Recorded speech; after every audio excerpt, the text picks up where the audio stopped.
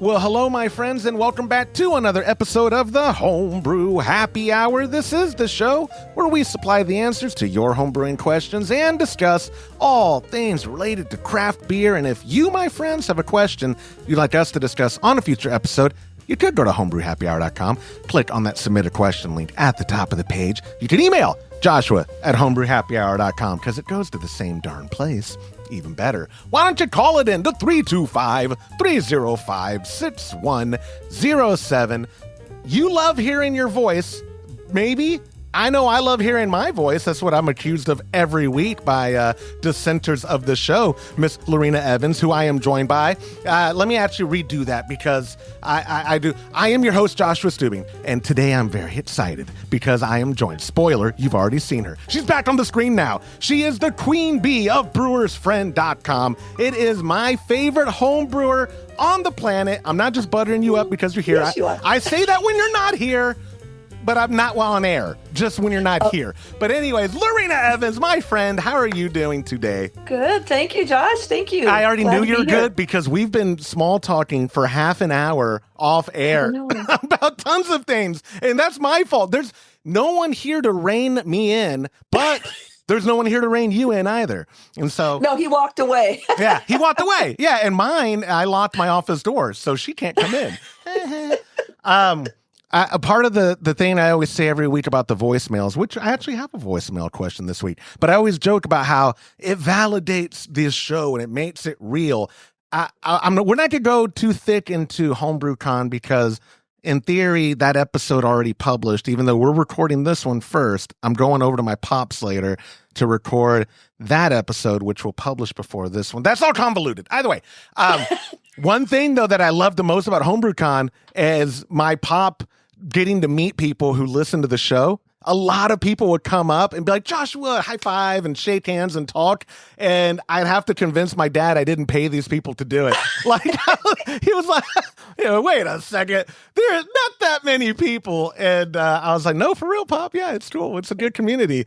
But that was probably one of my favorite things. Not the validating, like, see, Dad, I'm a D-list celebrity in a hyper niche hobby that by all intents is dying right now from the mainstream. But he got a real kick out of that. And people recognizing him too because he does the Brew Day Live with me. I include him on the show as I can. It was a good trip. And if you're watching this episode right now, I'm 99% sure the episode recap from HomebrewCon's already published at somewhere on youtube.com/Homebrew Happy Hour or your favorite podcast apps. If it isn't, I'm going to have to go back and edit all this out, which is enough motivation for me to actually go over to my pops later today and record that and then publish it. So anyway, though, my friend, it is so good to see you. I want to start off the show on our small talk. I see right over your left shoulder, unless your thing's mirrored, you have the Pliny on tap. Let's talk about that. I do. It's fabulous. In fact, Bob likes it so much too. He's like, hey, I know you got connections. Can you talk to that Stubing guy and see if he can hook you up again? It's anytime. That good. Love it. Anytime. Love it. Bob, ask Bob what he wants you to brew. I will find a way. I will. Thanks to, I don't want to be a walking advertisement right now, even though it's not beneath me, guys. I'm a total sellout whore. But thanks to our incredible sponsors, I'm basically operating a tiny homebrew supply shop from my home. So because of the way that, or you've been affiliated in the industry for a long time, and you realize. So our grain sponsor, Viking Malt, incredible people, via their distributor, Brewmaster, via their ownership, More Flavor. It all comes back to More Beer. I did just say that. The More Beer guys have been wonderful to me, and they got me connected with Viking and got that sponsorship set up, and everything's good. But they don't want to, it's not cost effective to ship you only your needs every month, like 4 to 6 bags of 55 55-pound bags of grain. That doesn't make sense to them. It costs a lot of money. So like, we have to ship you a full pallet. I'm like, oh my God, that's going to be like 6 months worth of grain potentially. And because again, in the summer, the Chub Club slows down. People don't always brew in the summer. In the fall, a whole pallet might only last me 3 months or 4 months. But right now I'm thinking, God, this might last me forever. Where I'm going with that is ask Bob what he wants to brew. I will happily send you, because you're doing 5-gallon kits. I'm not been doing so many kits. I know I got a kit from you. But yeah, I'm buying just basically what I need to get by. I tend to brew 5.5 gallons, that way I end up with a keg full. So yeah, I'll talk to you about this later. Absolutely. We'll get your favorites. Bob lends you to me at the last minute and has not complained to me Never yet. once. Yeah. Never once. So the least I can do is send him whatever. And I'm so happy that you got the Pliny brewed. I love it. I know. So it's not my thing. It's not my style, but we put it on, it's been on gas in here. It's not on our official tap at my pop's house, but a neighbor of mine months ago found out I brewed, and now I've become the neighborhood brewer and delivering growlers. I should really charge money for that, but I might have to edit that out because that's not legal in the state of Texas. That's illegal. I didn't say I do. I said I should. Okay. You listen here, TABC. I should do it, but I don't. But I won't. And I won't because I'm a man of principle. But I delivered him a growler for the first time last night. Was actually the first time I tasted the Pliny, and I was like, "Oh my God, we nailed it! Like we actually nailed it." Again, I don't think I'm going to sit down and get a lot of pours out of it for myself, but I need to tell my pop, like, hey, when we host things in the summertime, my parents are always hosting. People who like IPAs are going to love this. Like they're going to love it. They're going to love it. And I'm hoarding mine because there's only 5 gallons. Yeah. But I did give half a glass to my son-in-law on Sunday for Father's Day. Hey, there you go. A whole half a glass. So, yeah. I'm pretty charitable. You're very charitable and very generous. I've always said that about you, behind your back too. I've always said that. So, my friends, I would love to say that the Pliny kit is still available at Homebrew Happy or at patreon.com/Homebrew Happy Hour. But I had it temporarily available again, but then I sold a few, and that ate up all the hops because, as you know, as a recipient of it, 8 different hop varieties, and I think the total amount was 12 ounces. It was 12, 3/4 pound. That's right.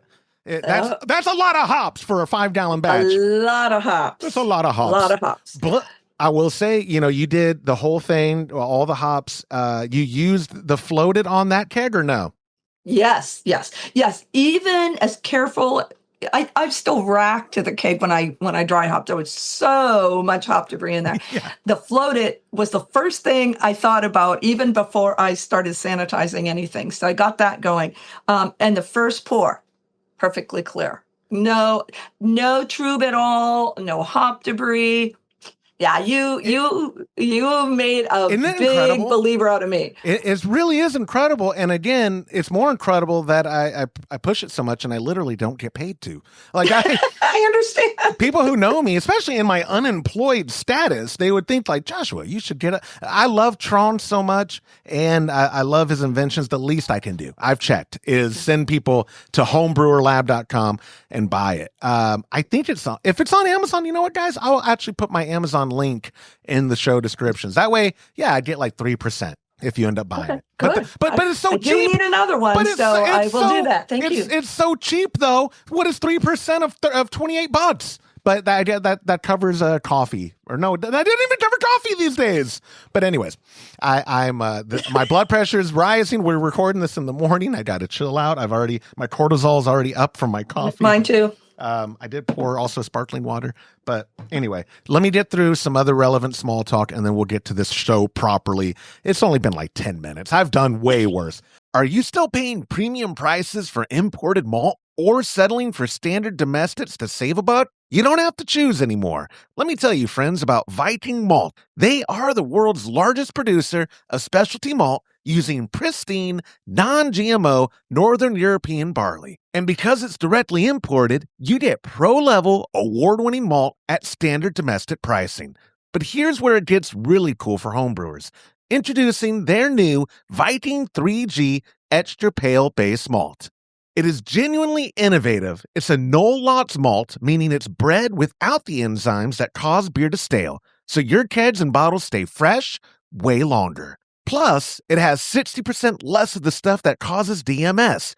That means cleaner beer, and you can actually shorten your boil times, saving you energy and time on your brew day. It's highly modified, extra light, and perfect for lagers or any hop-forward ale. Upgrade your next brew day with Viking 3G Extra Pale. And I'll be quick with this. My friends, if you are interested in brewing what we're brewing this month, go to patreon.com/homebrew happy hour because we're doing a clone of Boulevard's unfiltered wheat. Believe it or not, I'm actually looking forward to this because it's not a Hefeweizen. It's a good summer, easy drinking sort of wheat beer. It doesn't even use a Hefe strain. From all my research, I've been able to determine that it's probably going to be best served with using an English strain, Lorena, of all things. Yeah, that's what I found. And I'm actually, unless he flates on me too, but he hasn't yet, I have someone from Boulevard going to be on the show. He can't do it till Monday of next week. So technically the episode will publish in early July because it'll be Fridays now that I publish, as I've mentioned on the show before, mentioned on the previous episode, and I don't know if I mentioned it today on air. Episodes are publishing on Fridays now, guys. Okay, I mentioned it. But Boulevard, a representative from the brewery, is going to be on to talk about the history of the brewery and the history of the unfiltered wheat. So I'm very excited, and my pop and I will be brewing it Friday. But before we brew it, you got to go to patreon.com/homebrew happy hour. Join a recipe receiving tier or buy the kit outright. I don't care what you do. You're an adult. Make your own choices. But the point is, support the show. You could join any tier, and I appreciate it. Even the free tier, guys. I am overwhelmed by the encouragement and support received at patreon.com/homebrew happy hour, as evident from the Homebrew Con experience that I had. It really was... It made my little Grinch heart grow 3 sizes, Lorena.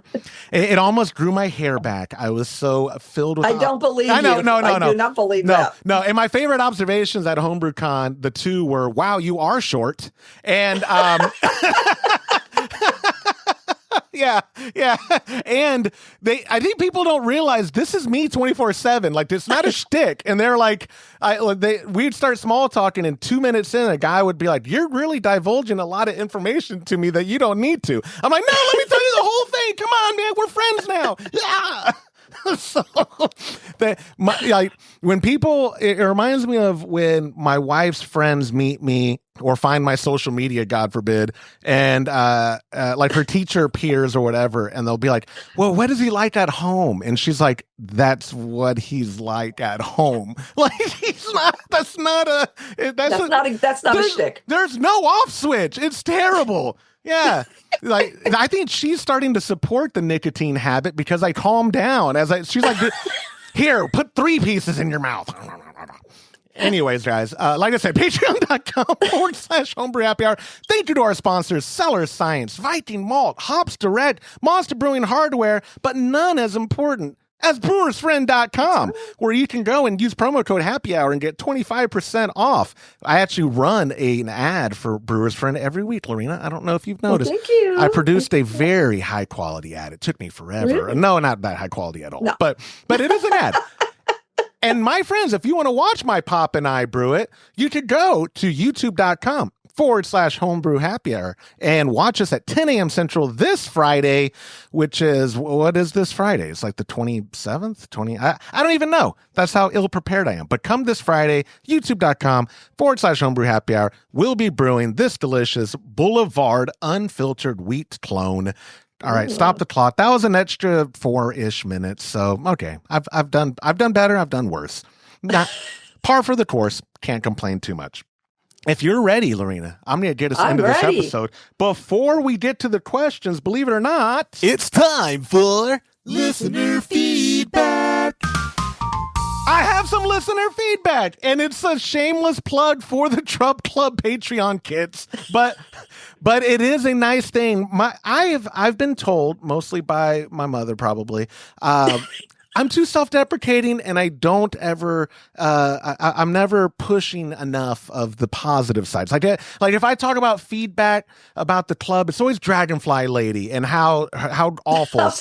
That's what it's always about. It's never. It's never the good stuff. It's always the Dragonfly Lady. It's always the fish. Always the prime rib. That was a Wedding Singer reference. Anyway. Listener feedback this week is from our buddy Steven, and I actually got to meet him. He was a steward. He volunteered a lot at HomebrewCon. Super nice guy. He had purchased the Pliny kit outright, and then when he got it, he sent me this email, and I loved it so much, I was like, I got to put that on the show. So Steven wrote, "Hi, Joshua. The Pliny kit arrived this past weekend, and I got to say that was one of the best packing jobs I've ever seen for a recipe kit. When I saw the box on the front porch, I was wondering, where is the recipe kit? Usually More Beer or Northern Brewer throw their kits in a box that is 2 to 3 times larger and half as thin of cardboard. You had it packed in there with precision, keeping all the parts confined and not knocking around on the edges of the cardboard trying to break out. I was also not expecting the vacuum-packed hop bags. I'm sure that made the process take twice as long, but I appreciate the extra effort. The Amber Lager kit is on its way too, according to tracking. Thanks again for that. Looking forward to trying these new Cellar Science 15-gram packs." All of that sounds like fake fluff. Steven, you're going to have to come on the show to prove that you're a real person. Because anytime that there's any kind of optimism, it's my family that accuses me of making that up. Like, did you use ChatGPT to come up with that nice stuff? No. But Steven was such a gentleman, and he was part of the crowd of people that have told me, you don't talk up these kits enough in regards to the quality. And truth be told, again, we know the guy who used to own Homebrew Supply. Well, both guys. Both guys who used to own Homebrew Supply. That's all I've known. I'll give Todd and I'll give Laddick, Joe, who is not the owner, but he was the general manager, basically, of Homebrew Supply for a while. They're the ones who trained me, and I didn't know any better. So Steven and anyone who receives the kits are like, man, these are really good. That's all on Laddick and Steven, on Laddick and Todd, because I didn't know any better. That I assumed that was the standard. There are some kits that get shipped out and destroyed on transit because the cardboard's too thin, or the hops get too much oxygen because they're not vacuum sealed and not in Mylar bags. They're just in little Ziplocs or whatever. So I am proud of the quality that I'm able to provide, and that was instilled in me. So give credit where credit is due. But yes, it adds a crap ton more of time to do the I just did the hops. I got 12 ounces of hops, all properly proportioned, and I was just like, this is great. It was a really great pack. All your things are great packed. But with all those hops, 12 ounces of hops, individually bagged in the right size, I was like, that took you a long time. Yeah, and my wife, she knows now, and I don't think it's a stress thing. I think it's just an excuse. But she'll come in the garage, and because I bagged the hops in the garage. That's where the vacuum sealer is, and it just makes it easier to process.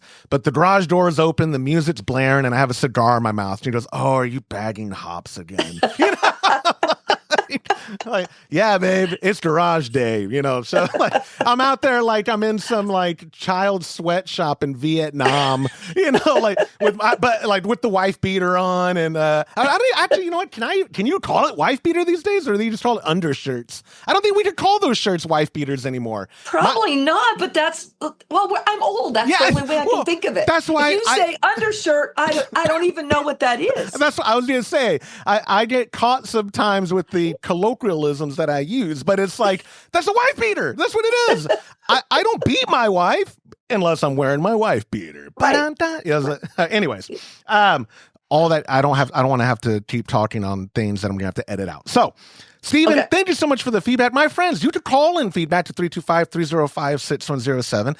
Leave a voicemail. You don't have to only do questions to that hotline, or you can email it like Steven, or you could text me. Do whatever you want. Like I said, you're an adult. I'm not going to tell you what to do. But our first question is a voicemail to that hotline. Before we get into the questions, we have to do. This episode is brought to you by Cellar Science. For years, homebrewers have been told they have to choose. Do you want the quality of liquid yeast or the convenience of dry? Well, Cellar Science flipped the script. They're proving that dry yeast isn't just a backup plan anymore.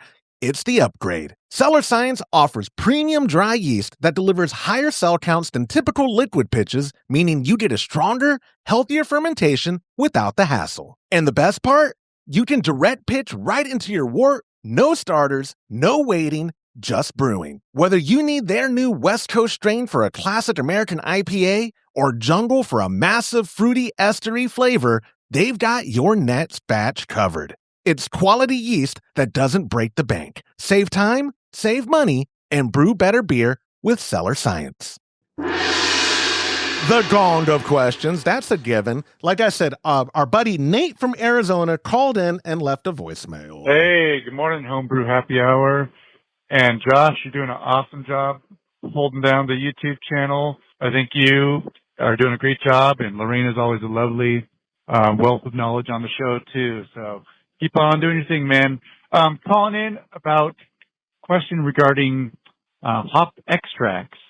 I know you guys have Hops Direct as one of your sponsors. So a couple months ago, I put an order to them, and they have some great deals, by the way. Great hops, even the ones that are an older harvest year are still super fresh.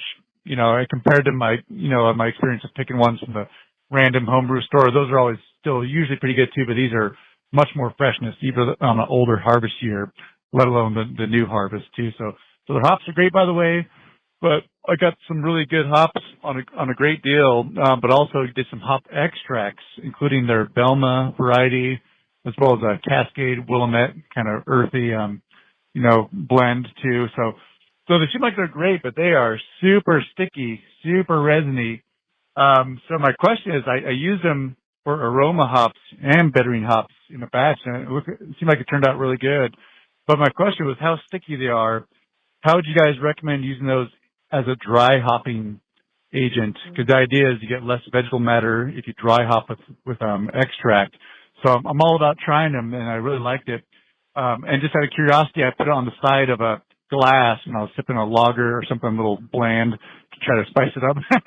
And it was a sticky, that whole cup was sticky, super sticky for days. I had to wipe it off with some alcohol and Dawn power wash for a long period of time. So I'm curious how that would work in a dry hop if you need to boil some water up and do a flash hop, or excuse me, a flash boil, and kind of add it that way. Because I'd be afraid it would stick to your fermenter really good on the secondary. That's when you're dry hopping. Anyway, let me know what you guys' thoughts are. This is Nate from Arizona. Keep on rocking it, guys.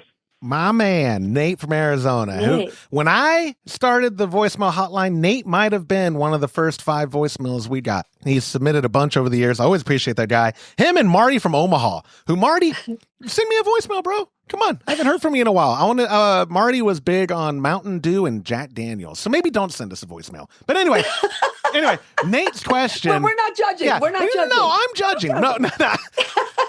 Unfortunately, a lot of people have reached out and said Mountain Dew and Jack Daniels is awesome. And so I'm like, oh. But anyways, Nate's question. Nate. 2 things that I don't hardly ever do, Lorena, is dry hop. And I've literally never used hop extract. I've always used are they T90? Is that what the pellets are called? That's what most of them are now. Yeah, so I've always just used the standard T90 pellets. Never even used whole hop. Never used even cryo, believe it or not. So I don't have any input but conceptual stuff. But I'd imagine, is it possible that something like hop extract just wouldn't serve a good purpose for dry hopping? Or can you think of a way that, no, we can make this work if he really wants to avoid vegetal and the things that using traditional hops would maybe present? Well, I've only used hop extract a few times, and I've used it for bittering, especially when, with the isomerization of hops, you can get X amount. It's much more efficient to use it for bittering because it's a prescribed dose and you don't get all that matter. But so I've used it, but I'm not real experienced with it. So I did some looking up and thinking. First of all, Nate's right. I remember it being sticky. When you want to try, say, a new hop, you want to see this new hop, we recommend just put a hop pellet in a light lager, right? Yep. And get your Miller High Life and put to get the flavor. Well, that's a little can be gritty, but at least you get the flavor. This hop extract, I have done that. It's just like stuck to your glass. It's very, very, very sticky. So I went on the Hops Direct website to see what they recommend, and they're very specific. Boil, aroma, great, bittering, great. But then I thought, well, certainly other people have tried this, right? Because if Nate thought of it, I thought of it. So I kind of did some Googling, which anybody can do. I'm not exactly, an authority on this, but there are ways. You could probably, what one guy said, do a tea, like a tincture. Yeah. Boil it up, then add it. You want to deoxygenate it and add it to your finished beer. Maybe add it to the keg before you do that, or if you're bottling the bottle bucket. And that is one way. But I thought, geez, if this was really something that worked really great, why would Hops Direct say, use it only in the boil and for bittering and aroma, right? Yep. So I would be really, really interested if someone, Nate, are you listening, would try it and report back. Even just maybe boil, make a 6-gallon batch and draw off a gallon and to see. And I saw the dosage is really, really small anyway. It's like 5 milliliters per gallon or something. It's not a whole lot, but I would be very curious. I actually don't know of anybody that has shared this with us. It'd be really interesting though for your listeners to see who tried it, how it worked, how it didn't work. I'm a big my kegerator shows I am a huge IPA person. And if that worked, that would be could be game changing. Easier. Yeah. Well, and tell me this though, flash boil, like that, what he's talking about doing. Yeah. Right? What is it? Like, just explain. Pretend like pretend like there's people listening who don't know what the process is, Lorena. Not me. Oh, you mean like me? No, not me. No, I mean just boil it up, on the side. And add it. But, I thought of it more as a tincture kind of thing. But the nice thing with being able to do a small volume like that, you're not going to be limited. We've always talked about especially as an IPA person, if you do a partial boil or things and your isomerization is not great, you boil the heck out of it for an hour.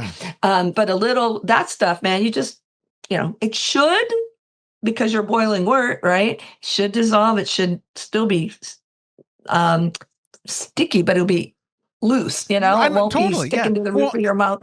And I would be very, very curious if someone has done that. It would be really interesting to hear their experiences. It might be anecdotal, but it would be really interesting. I live in the anecdotal. That everything all my opinions are only. I live in a bubble of what I know is to be right. But no, and not to keep harping on this. I'm just trying to think of conceptually. What is the amount you would need of wort you need, or pardon me, of beer? Yeah. What is the amount you need to boil to make this tincture or tea or whatever? Like, it's not a lot, right? I mean, we're talking. No, I'm thinking, the recommended dosage might be 5 milliliters a gallon or whatever. Whatever Hops Direct had on there for boil and the different hops. And when he mentioned Belma hops, I saw that they do have that extract. So I thought, boy, that'd be interesting. But anyway, I digress. You wouldn't be limited in size as much because the isomerization has already happened. Right. It'd be like making, iced tea and adding the right amount of lemon, right? Okay. And it doesn't matter if you put it a little tiny bit or a big amount, as long as it's the right amount. So I'm thinking, at least anecdotally and from everything else I know, that would be great. So I did look after I left the Hops Direct site.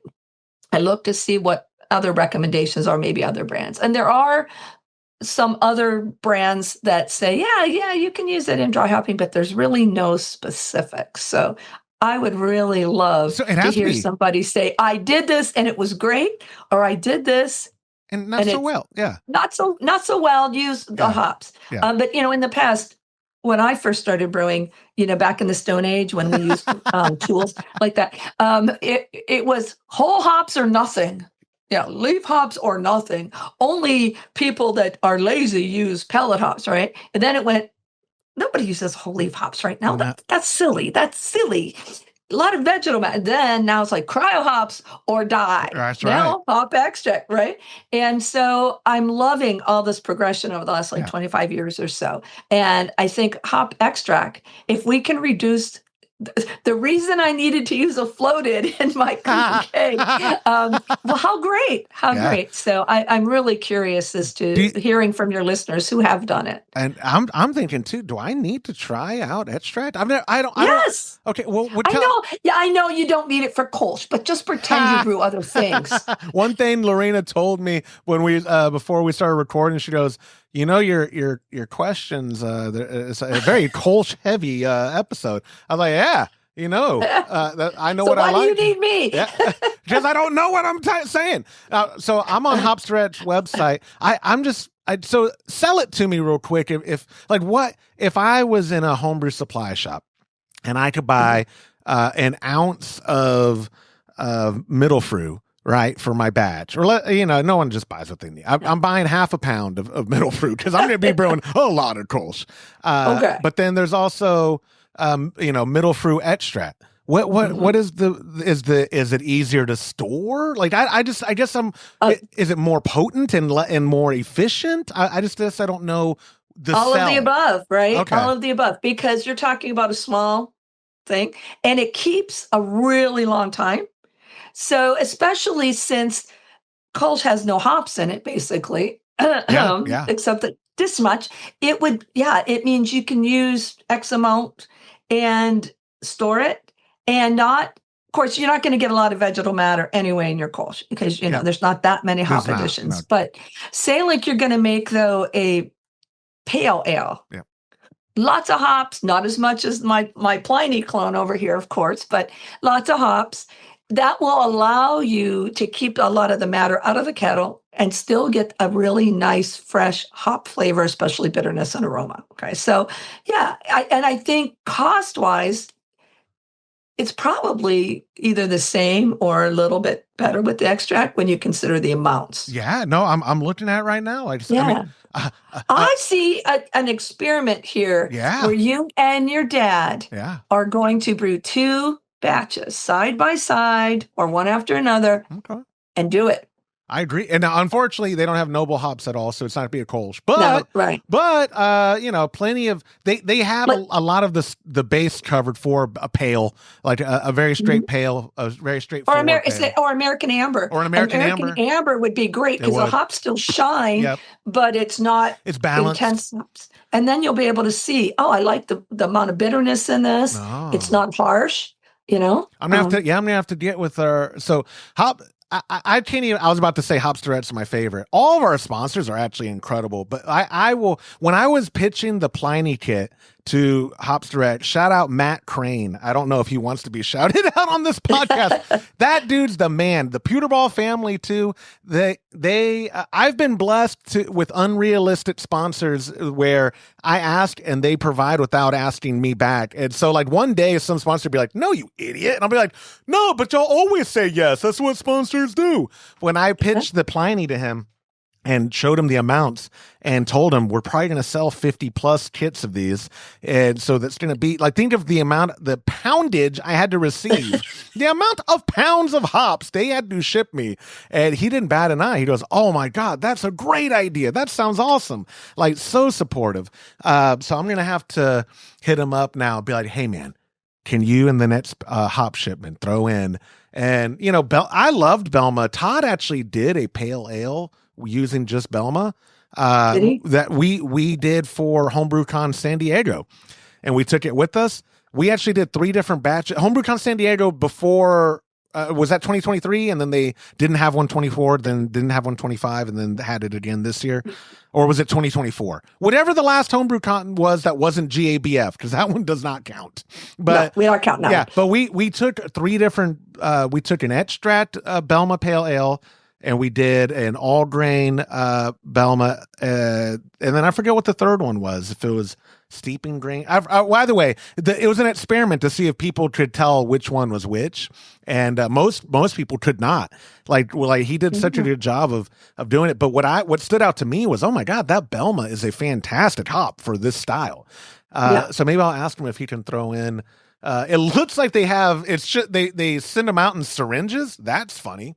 Right. And one of the things Nate mentioned was the combo Cascade and Willamette together. They even tell you the percentage. How much is Cascade or how much is Willamette, right? And one of my favorite beers of all time is Bell's Amber. Bell's American Amber. Oh, yeah. That is, at least it was back in the day. I haven't had it recently. Willamette and Cascade. What a great mixture for someone who likes hops, but not hops, it's lovely. And that combo. So I would be very interested in trying the Willamette Cascade mixture if you're going to do. I mean, I like Belma too. I like all hops pretty much, except for one notable hop that tastes like dirt. The best Fuggles.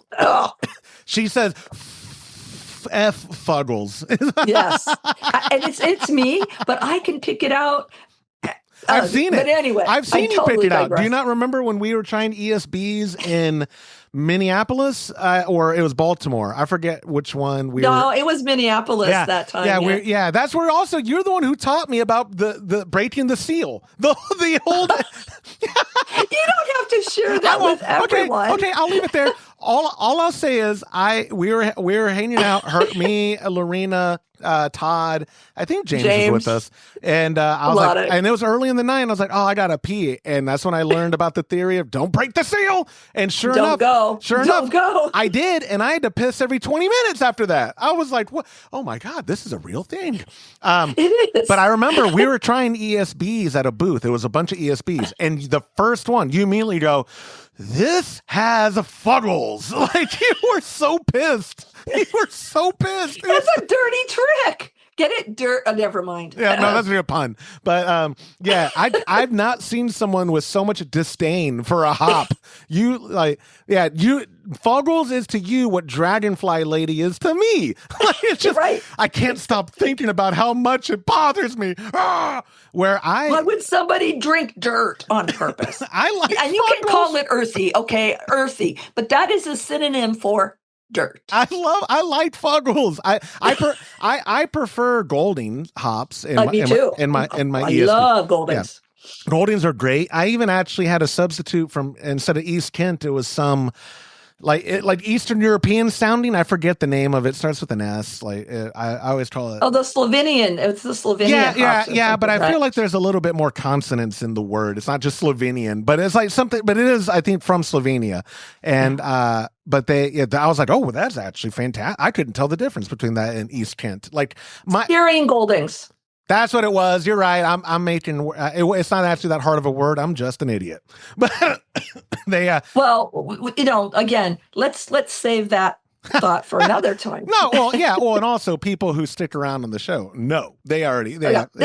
So no secret. And when they met me in person, they're like, again, it's not a shtick. But I'll put a link, guys, in the show notes for all the hop extracts that hopsdirect.com offers, because he's right. It's a lot. It's a lot. And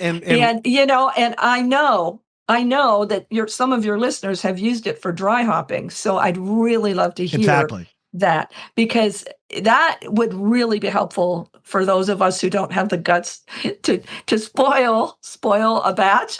Yeah, I know. If it's not going to work out. Yeah, I agree. So guys, that's your cue for feedback. If you're watching at youtube.com/Homebrew Happy Hour, leave it in the comments, because not only does that help us with information, it helps me with the algorithm. And again, this is all about helping me and validating me and making me uplifted and feeling good. But no, kidding aside, I'd also love for you to call it in to 325-305-6107, because like Lorena said, my favorite thing, no shtick, no joking at all, my favorite thing about the homebrewing community is the open source nature of it. And like the podcast, the best thing to be yielded from it is this hub of information from people who know or have at least experimented and have experience if it wasn't for the podcast, there's so many things I wouldn't have looked up on my own or learned or been taught that is just now invaluable to the processes of my brew day or the processes of how I ferment or whatever. So I really am, like, not kidding at all, guys. If you have feedback or experience on this, we'd love it because it does help us.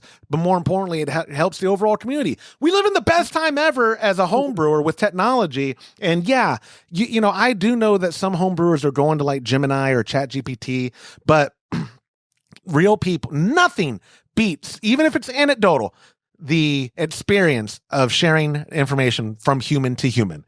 Nothing beats it, in my opinion. But all that to say, if you have a question for the show, you could go to homebrewhappyhour.com and click on that submit a question link. Why would you do that? That's boring. You could email Joshua at homebrewhappyhour.com like 99.9% of y'all seem to do. Or you could just buck up and call it in and hear your own voice at 325-305-6107 like Nate did, because Nate is a warrior. Or I was trying to think of a word that people don't care about being warriors now. I sit behind a desk 8 hours a day. I am not a warrior. You are a Troob Klub superstar. I don't know. I'll come up with something. Oh, I like that one. The Troob Klub superstar. We'll figure something out. But anyways, it is time now. This episode is brought to you by brewersfriend.com. Brewing beer at home isn't just about ingredients, it is about precision, and that's where brewersfriend.com comes in. Whether you're dialing in your first recipe or perfecting your 100th, Brewer's Friend gives you the tools to brew with confidence. Their recipe builder, mash calculators, and water profile database helps take the guesswork out of the process so you can focus on what matters, making great beer. Brewer's Friend isn't just software, it's a community of passionate homebrewers sharing recipes, tips, and feedback. It's like having a homebrew club right in your pocket. Head over to brewersfriend.com today and take your homebrewing to the next level. Use promo code Happy Hour and get 25% off your premium membership. That's brewersfriend.com, because brewing better starts with better tools. That gone to questions means question number 2, which is a text message. Nothing wrong with that, guys. You could text him in. I love the guy who sent it in, so I want to make sure he knows I'm okay with him sending text. Ron wrote in and said, Josh, I have a question in regards to Kölsch yeast. With the past kits I've received from you, you use Dieter from Imperial. Shout out Imperial. I thought I had Dieter on hand, but I do not. Can I use Harvest? I already started the brew day. I did like the Cellar Science with the blonde ale, had a good response, and I've ordered a couple more from More Beer to have on hand. Harvest, for those listening, we do get new people time to time, and if you're not familiar, Imperial was the long-time sponsors of the show. Love them. The reason they're not sponsors is all on me, because it is very expensive to receive liquid yeast, and even more expensive to ship it out to people. You got to ice pack it, but it performs, right? It's a great thing. Right. I have nothing but good things to say about Imperial, and you could kill 2 birds with 1 stone. If you support your local shop and go buy Imperial from them for your brew day, that's great. I will say, though, since switching to Cellar Science, not just the logistics and the pricing, these new 15-gram pouches that they've been sending out, oh boy, the result, like my pop and I have been very happy with the results. It's clean, it's pretty fast finishing, it gets us to where we need to be, and the price point is right too, for retail, not just from someone who's trying to do these kits at patreon.com/homebrew happy hour, but also as a consumer. Like, all you want from your yeast, in my opinion, is to get the results you expect for that style. If I'm pitching a Kölsch yeast, I expect a little bit of esters, a tiny, a hint of the fruit, and a clean finish, high flocculation, whatever. The attenuation's there, and I can keg after fermentation, in 5 days. That's all I'm asking for. So I've been getting that from Cellar Science and being happy. Now, Lorena, the premise of this question, I'm brewing a Kölsch. The grain bill is the traditional Kölsch, which is pretty close to a blonde ale. But I only have lager yeast, because Harvest is a very clean flocculating lager yeast. What can he expect, or what should he do instead? Like, if in this hypothetical, or actually in this reality, he doesn't have the time to there is no local shop for Ron to go and get, a Kölsch strain. He's already started the brew day. You mashed in. You're not turning away from that. Or unless you do, that's what I mean. Like, do you, if you haven't gotten to pitching yet, do you let the wort sit in the fermenter till you get the yeast? That doesn't seem right. Or do you go with what you have and have different expectations? Yeah, the latter. I mean, there's not much you can do. The thing is, harvest yeast is great. Don't get me wrong. It's a wonderful, wonderful lager yeast. The only thing is, as you noted, the beauty of Kölsch is the subtlety of those esters. And you aren't going to get that from harvest. And you could try some experimentation, say maybe ferment it a little warmer, see if you get some esters, but probably not going to be a pleasant change. You might get some banana and not that beautiful Kölsch Christmas. Yeah. So yeah, I mean, basically, if you've got a Kölsch grain bill and you've got a lager yeast, you're making yourself a blonde lager. That's right. And that's great. It's just probably not going to be a Kölsch. I'm sorry, Ron, but yeast is so important. I mean, it is one of the 4 ingredients in beer. And sometimes you can just get away with what you got. I make a lot of IPAs, pale ales, and even some blondes. A Chico strain generally works for me. But when I make a lager, I make a Kölsch, or I make an English bitter, I have to use the right yeast strain for that. So I think harvest will give you a real nice beer. Don't get me wrong. I think that'll be really, really good. Yeah. What would you do, Josh? No, I would, absolutely. And that would give me an excuse to brew another batch. And because the end result. And compare them. Compare them head to head. And hear me out. Because we all know I'm a boring drinker. That blonde lager he's about to make is going to be good. It's going to be, especially, look, it was 93 yesterday with a heat index of like 108. A blonde lager sounds pretty good on tap for that. Yeah. And then you also have a Kölsch on tap. Like, oh, my life is good. Now, so in this exact scenario that Ron has presented to us, I told him in the text message, because people don't realize through that hotline, and I'll give it out like I do every episode for the questions. If you call it just goes right to voicemail. But if you text 325-305-6107, I get it directly to my phone. I literally have 5 messages since we've been recording from people. People I get hit up all the time, and now that I'm unemployed, I'm like, oh, I'm here. Look at me, I'm helpful. You got new friends. I got new friends. Hey, yeah, they're like, I answer their questions, and I go, do you want to just keep talking? Like, what are you doing? Anyway, you want to be my pen pal? Yeah, I do. Yeah. What are you doing today? But anyways, what are you wearing? Yeah, it always comes to that. I'm sorry, Josh. Can't help myself. No, I'm talking about for me and my text messages. You're right. Right. And you know what, Ron? I would use that harvest. Also, what are you wearing? No, but I told him that. I said, like, first off, the hypothetical was presented by him that I could probably get it in a day or two, but I was like, don't let that wort sit.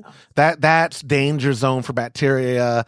I know people have done it, and again would anecdotally say, I've let wort because it's a sanitized vessel, and did the transfer into there, and then I closed it up real tight, and I even maybe purged it with some CO2.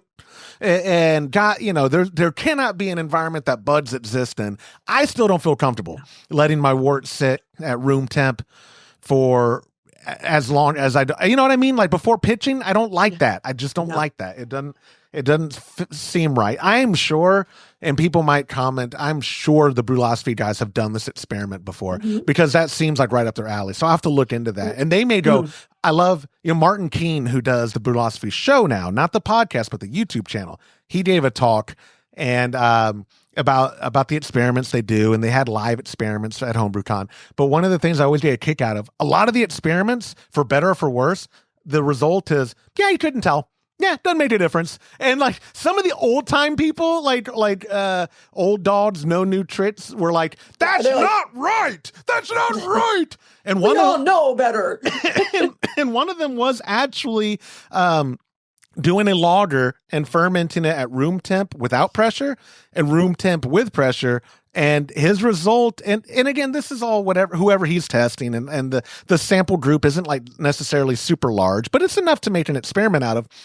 People couldn't tell the difference between. I was shocked by that because I was thinking like a room temp lager without pressure. How did it not get a ton of esters? But again, who knows, right? But back to Ron's question, even with all of those anecdotals, like Ron, you could probably let it sit. Nah, man, just do the harvest. Let it be a lager. Hit your temps there, or if you're under pressure, even better, the pseudo lager. And you can do it with lager yeast at 72 to 75. I think we've done as high as 74 and had a very good Japanese rice lager as a result of that. So, Ron, I would definitely use what you have. That way, it gives you an excuse again to brew a Kölsch and have a proper Kölsch. And if you have a chance to get that, if Dieter's your favorite strain, get Dieter. I can vouch for Dieter. I can vouch for White Labs, their strain. Lallemand got rid of their Kölsch strain, but it was fantastic while they had it. Cellar Science has a very good and popular at a commercial level, because I've talked to some commercial brewers that use Cellar Science now, and they're using that Kölsch one at their breweries and have had great success. So I said it already on this show, and I say it every week, Lorena, it's the best time ever to be alive as a home brewer. We have options, and if you're making beer, Ron, and you already have that wort, God forbid if you let it sit around and it spoils, because now you have nothing to show for that batch. Right. But if you do the harvest and you just treat it like a blonde lager, great. Now you have that style on tap, and then you'll have your Kölsch later on tap. But I don't know, Lorena, if I was just blabbing for nothing. Do you have anything else to offer the question? No, I think I totally agree. Okay. But thank you. I think, though, that a blonde lager, like you mentioned, 94 degrees today. Yeah. Oh, doesn't that sound great? Oh, refreshing. Now I want to go brew one. Now I want to go brew it. Yeah. Yeah. It does sound good. And we have blonde ale and German pills in my fridge here. Maybe when I get back from pretending to work for the day, I told you about that gig that I got this morning. But when I get back from that, maybe I'll take a pour of it. I actually haven't had any of that German pills in like 2 months. And imagine how clear it probably is now. Like that is a style. And I will say too, because it's relevant to the question. I'm talking about lagers and pilsners. I don't mind that my pop and I don't drink as much as we used to, or as fast as some people do, because that means sometimes, like the Japanese rice lager on tap at his house, which is getting dangerously low, but that was the second keg of a 10-gallon batch that we brewed, I think, in July of last year. It may have been it was August. It was August of last year. We brewed that batch, and dude, it is stupid good. It is. Really? Oh, it's still so good. Where that lagers to me are a style. If you have the patience and you can let them cold condition for as long as you're patient, the result for me is just chef's kiss. It's great. Really? Where opposite that Pliny, you don't want it sitting in your fridge for too long at all. All that dry hopping would be put to waste. But anyways, I'm reminder that I need to have a beer shortly. Yeah, that's what I was. Yeah, I know it's still morning. You're good. We are recording this in the not the wee hours. It depends on your life. It depends on your lifestyle. I've been up for a few hours, but because my kids are heathens. But anyways, Ron, I think we covered it, and this is a good time to mention if you have feedback or an answer, or even a tag-along question, you could leave it in the comments at youtube.com/Homebrew Happy Hour. That helps the algorithm, like I've said before. You could call it in to 325-305-6107. Leave your message after the beep. I sincerely enjoy hearing your voicemails. So we have one last question, if you've got the time, Miss Lorena. But before we get to it, it is... Today's show is brought to you by Hopsdirect.com. Grown in the esteemed Yakima Valley on the Pewterball family farm, Hopsdirect.com offers the widest variety of hops available online at incredibly competitive pricing. It's simple. They grow hops, they sell hops, and they ship hops straight from their family-owned farm to your doorstep. Producing the highest quality hops is Hopsdirect.com's passion, and they're proud to be an independent grower in the craft beer industry. Go to Hopsdirect.com right now and get what you need to make your brew day better. That's Hopsdirect.com. The gong of questions. And that brings us to our last question of the week. It's a text message from our buddy Jake. Quick question for the pod. In January, I brewed the best Kölsch I've ever made. Last week, I brewed the same recipe, but my OG was way off. Too low. 1040 instead of 1050. I pitched and it's fermenting. What can I expect and what went wrong? Same recipe, same brewing system, which is a Brewzilla. Used a brew bag, squeezed a bag, etc. He just kept writing etc. over and over until I told him stop texting me. But no, yeah, Kölsch heavy episode.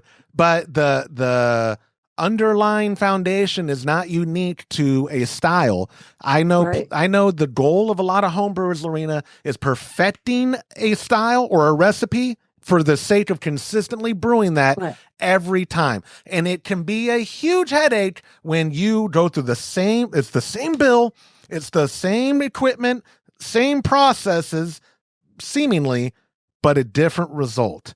Yep. Let's cover the first. Happens to all of us, first of all. So know that, Jake, you're not alone in this. So the reasons for, he asked what happened. The first thing that always comes to mind is crush. Yep. Now, if you didn't crush it yourself, yep. Even if you did, I've had times where I've missed it by 10 by 10 points too. It happens. Yep. Could be any number of things that the efficiency, if you're pretty dialed in most of the time, I wouldn't really worry about it. But if you're all over the place all the time, look at your crush and look at your techniques. But so what's going to be the difference with this beer? Well, it's going to be a little thinner, probably in body. Probably might be a little more bitter if you use the same amount of hops, but got a lower gravity. Your ratio, the SG and the IBU ratio is going to be different. But you know what? I think it's still going to be exactly a good Kölsch. 1040 is going to have a little less alcohol, but really that's about it. It should probably finish at the same gravity. It's just going to be a little different. I use a Brewzilla and a brew bag and I squeeze. I know a lot of guys say don't squeeze your sack, but I do. I'm sorry. I'm sorry that I'm a child and I can't.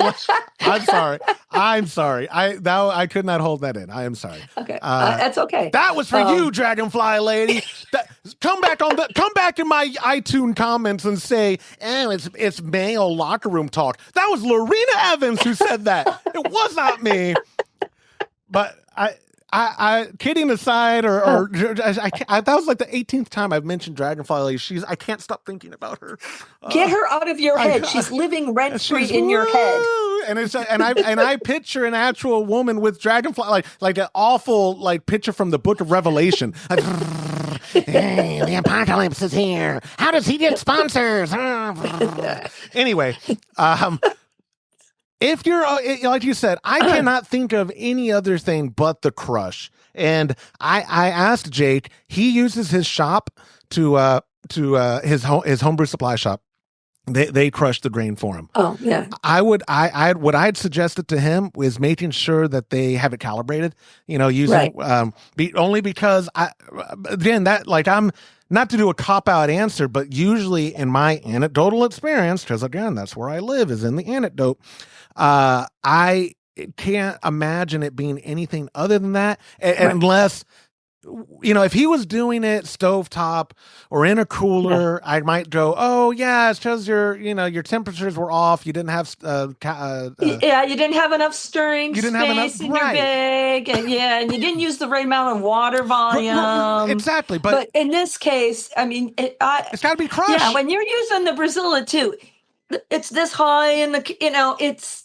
So the other thing too, I've been in homebrew stores where they let the customer crush. They don't charge you extra. It's just sitting there. Oh. And maybe somebody messed with the rollers. It's possible. Maybe. And I was crushing a couple of weeks ago and I looked and I went, what? I recalibrated, I went where are my feeler gauges? I didn't even remember where they were, So, and Bob usually does the drill when we crush together, and he's like, hurry up, you don't understand, Bob. This is crucial. This is going to make or break this Pliny, and we are not going, and he just looks at me like, Yeah. No, the crush. So again, Yeah. I hope that's all it is too, Jake, that it was just the crush, but the beer is still going to be great. I was going to say, yeah. And like you said, you're not getting as much sugars. And so like you said, it might be a little thin, and obviously it'll be lower ABV.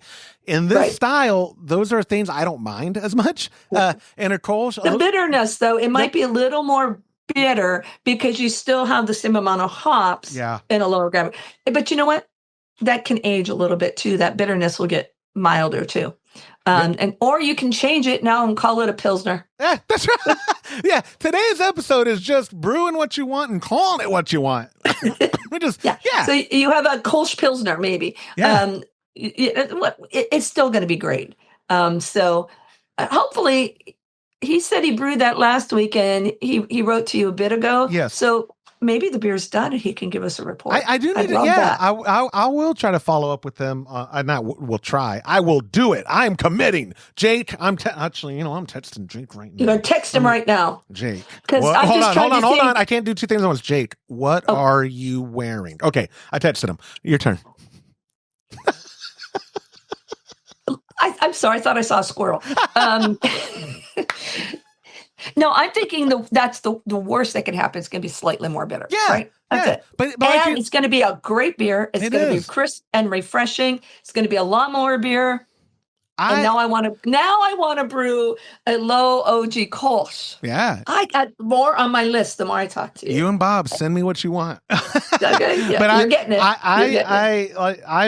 I'm so encouraged by the amount of people that reach out to me that are now in love with Kölsch as well. I really do. Like, no kidding. Like at the show too, on club night. Funny enough, actually, my favorite beer on club night, which I probably talked about with my pop already on the episode that published before this that I haven't recorded yet. So I don't know what that Josh said about Homebrew Con's club night yet.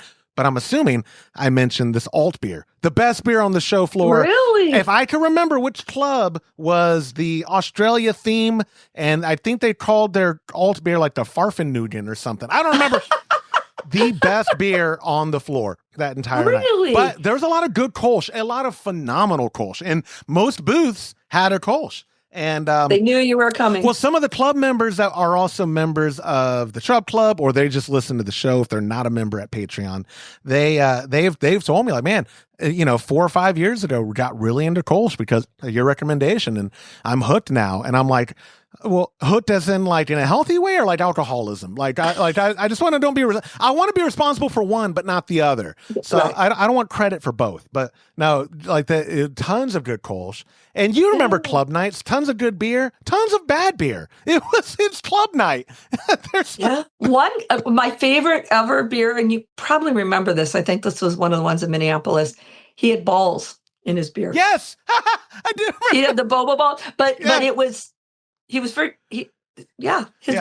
beer had a lot of balls. I'm 95% sure I have a photo of you with that beer in your glass because we laughed so much about it. I remember 100% that beer. Absolutely. Do you? Yeah, it's memorable, but not in a good way. No, it wasn't. No. Poor Randy. I'm sorry, Randy. I'm sorry. We should.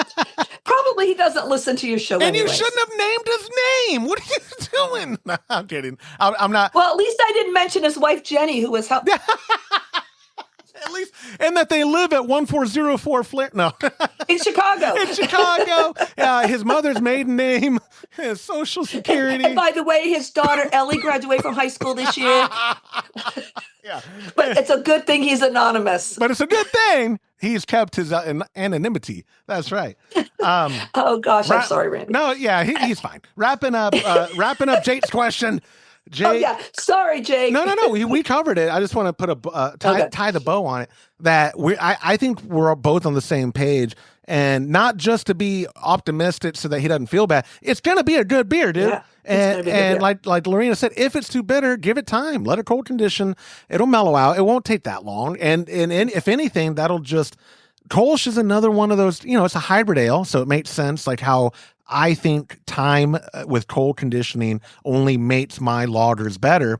I feel the same way about alt and Kölsch, these hybrid ales, where give them time in the teaser, at 34, 33 degrees without tapping into them. And in a month, they're just so good. Smooth. They just smooth and meld even better.